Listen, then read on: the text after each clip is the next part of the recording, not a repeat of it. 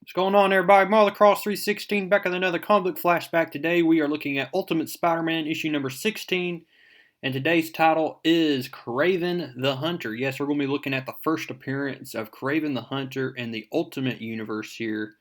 So not only do we have to worry about the fact that basically Dr. Octopus is a big threat to the entire state of New York, especially in New York City. He's a big threat. He's already killed a lot of people, but now Spider-Man's going to have to deal with this new threat of Kraven the Hunter. And so we'll be looking at this unique perspective of Kraven the Hunter and how he is basically used in the Ultimate Universe. So we begin today's issue off, and we have Dr. Octavius, as we know, better known as Dr. Octopus, and he's talking to himself. We know that during that explosion, not only was his body affected because of the metal arms were grafted to his waist and his skin, but also he's dealing with amnesia, as we'll soon find out in this issue. And so he's talking to himself about how do you sleep at night? I'd really like to know. Like a baby, I bet. And then he's just like, he's talking to somebody though, and we wonder who is he talking to. He said, but I wonder if in that moment, just before you drift off at night, when your head hits the pillow, I wonder if you realize just for that second how evil you truly are. What an absolute horror of a human being you are. So who is he referring to? And then he's looking at his metal arms here, and he's like, "No, I trusted you, and now look at me. Look at what a nightmare my life is because of you. I mean, it's." And then he starts to laugh here. He's like, "It's funny if you think about it, isn't it? Ha, me trusting you. He. Our entire relationship was based on lies and deceit. Who in the world?" And so he's looking at this picture here. We don't know exactly who this guy is, but we can be sure that he must be related somehow to Norman Osborn. And so we see here he says, "I know it was you. I can't remember what you did." And so who is he referring to here, and who is this guy? We'll soon have to find out, maybe next issue. His name is not given here.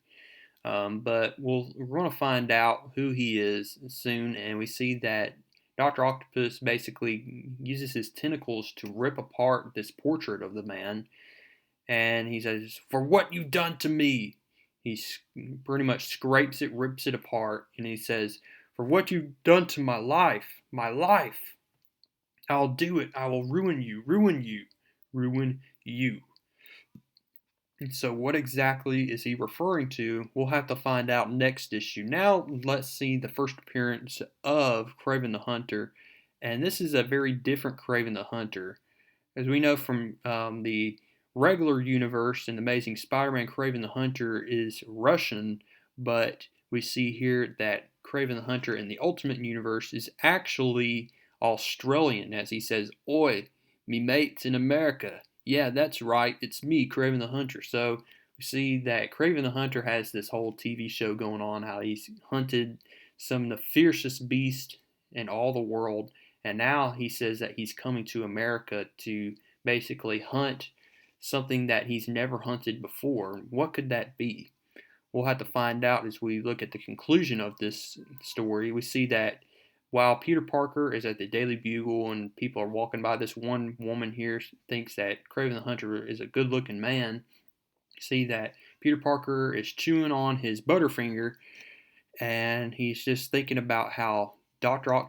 Octopus is basically on the loose, and Dr. Octopus might know the identity of Spider Man. We know from last issue how Kong tried to basically reveal Peter Parker's secret identity to the entire high school, but people just did not believe him. Well, it wasn't the entire high school, but it was to his close friends like Liz Allen and Flash Thompson. And so he's starting to think about also Gwen Stacy, and he's like, man, she really helped me out there. And he said, man, I need to call Mary Jane. So while he's thinking about this, we see that J. Jonah Jameson walks up to him, and he's like, "You enjoying your candy bar?" And we see Peter Parker's like, "Sure, you want some?" We see that J. Jonah Jameson gives him a frown, and he's like, Peter Parker's like, I was just waiting for my computer to reboot. And so you see that Ben Urich is then going to ask Peter, he said, "Hey, Peter, wouldn't you happen to know where Dr. Otto Octavius is?" And this catches Peter Parker off guard, and he says, "No, no, of course not. No, I mean, why wouldn't I know?" And we see Ben Urich is like, you might want to cut back on that sugar, Sparky." So Peter Parker starts to slap his head, and he's like, "Big dummy, what am I doing? I almost revealed myself." So we see Ben Urich is trying to reach Captain Stacy.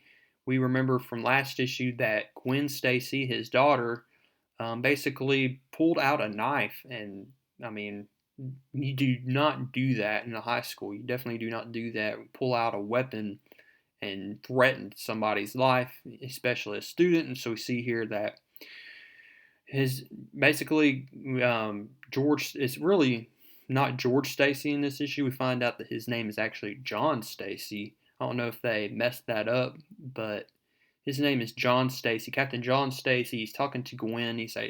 Gwen's like, "What?" And we see here that Captain Stacy's like, "Gwendolyn, I can't believe it. I just can't." And he said, "Why would you do something like this?"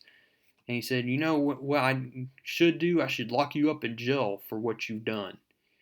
And then we see Gwen's like, "I've had enough of this. If you're not going to talk, then I'm out. And you're just going to freak out, I'm out of here." And she's like, "You wouldn't even ask me the simple question of why I pulled out the weapon to begin with. Was I being attacked? Was someone trying to harm me? You never asked." And she said, "I pulled the knife because of that big oaf, the total herb, was attacking the cute little Peter Parker boy for no reason. Guy just walked right up to him and started kicking him so his friends would laugh." And she's like, "Why wouldn't you ask me those questions? It's like you don't care." He said, "This idiot was going to keep kicking him unless someone stopped it, so I stopped it. You look me right in the eye and you tell me that I did the wrong thing. You tell me, Dad." And we see here that John Stacy rather, he says, "You can't pull knives on other students. You can't bring." And she's like, "Well, I'd do it again a second. So you might as well lock me in jail, Dad." And we see that the police come, and um, we finally see that Captain Stacy gets back on the phone with Ben Urich. This time he disguised his voice as his mother. And he basically said, "Hey, do you have a second? Did I call on a bad time?" And he said, "Do you know the murder of Rancine? That was the woman that was killed by Dr. Octopus last issue." And he says, "So it just so happens that the apartment that she was murdered in, yeah, that apartment, Dr. Octopus actually owned that apartment before she did. And I'd gotten this source, and I'm willing to work with you." We see that Gwen is then going to walk away from the scene, and what Captain Stacy's then going to be confronted by is these agents from S.H.I.E.L.D. here. This woman just so happens to be Sharon Carter. If you don't remember that name, she definitely is involved with Captain America in the regular universe. And so we see here that these agents of S.H.I.E.L.D. approach Captain Stacy here about Dr. Otto Octavius and how much of a threat he is. We soon find out from Ben Urich that there has been an attack at this person's home here. Someone's been scaling the Hammer Towers, and there must have been a break-in. Peter Parker hears about it, and he's like, this could be Dr. Octopus. And he recalls a flashback here of how he met Dr. Octavius way back in the day, right when he became Spider-Man, as Harry Osborn introduced Peter Parker to Dr. Octavius. So Spider-Man's out on the prowl. He's going to then go and search this house that's been broken into. And we see here that the agents of S.H.I.E.L.D. are going to confront this guy here. That he must be the son of the guy whose portrait was destroyed. And we basically find out that yes, they are agents of S.H.I.E.L.D. And they're basically trying to get some information out of this guy about Dr. Octavius. He says they've met in the past here, but he can't really give any much more information about him. And so we see here that, yes, he says, I have met him. Colonel Fury is going to need more than that. And so they've been sent by Colonel Nick Fury. He then says, then he can call me. What of the good doctor? And we see here that, yes, basically Dr. Octavius was killed, or not, he was presumed killed in the lab, but he survived that explosion. And we see here that Spider-Man is prying in on the conversation. He's listening in. The Shield agents come across Spider-Man and they start to fire at him. Spider-Man dodges the blast from the gun here, and so now we're going to have to worry about whether Spider-Man is going to be wanted by Shield. We see the arrival of Kraven the Hunter. All the media is asking him these questions here, and they're like, Kraven, the world wants to know what could possibly be in New York City for you to hunt that you couldn't find in another country. And we see here that Kraven's going to reveal to the media press, he says, I'm here to hunt a one-of-a-kind species. I'm here to hunt the one you call Spider-Man. They ask him, and what are you going to do with him when you find him? And then we end the issue off by him saying, oh, I'm going to kill him with me bare hands.